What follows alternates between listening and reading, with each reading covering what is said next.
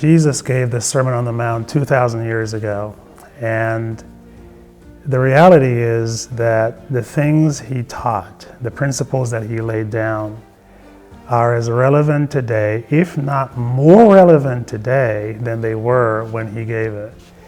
For instance, he goes on, after talking about being salt and light and talking about how he fulfills the law, he goes on to talk about topics like murder and adultery and integrity of speech. Let your words be your word. These are topics that when you think about what's happening in today's world, when you think about the fact that we live in a world today where there is no truth, there is, if you can make up your own truth, if I say it, that's what makes it right. And we have to come to a place where Christians begin to live the upside down life, a life that is so different from what is happening in our culture.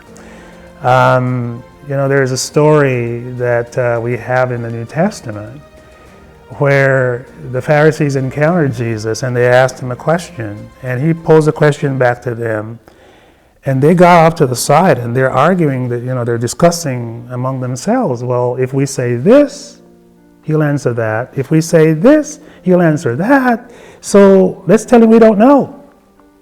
You know what that is? That is relativism. Truth is relative. He's asking us to tell the truth, and we're discussing the fact that we can't tell him because we have to figure out a way to dance around it. And brothers and sisters and teachers and whoever is listening to me, I want to tell you that in many ways relativism has come home to roost in the church.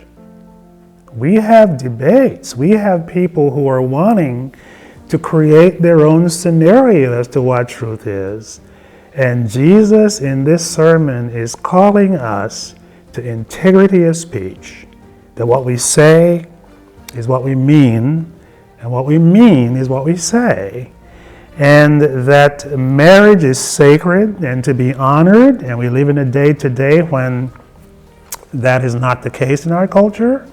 Murder, Jesus goes to murder because as Christians it's easy to believe that because I've never pulled a gun and killed somebody, I'm not guilty. And Jesus, throughout the Sermon on the Mount, wants to bring people back to heart.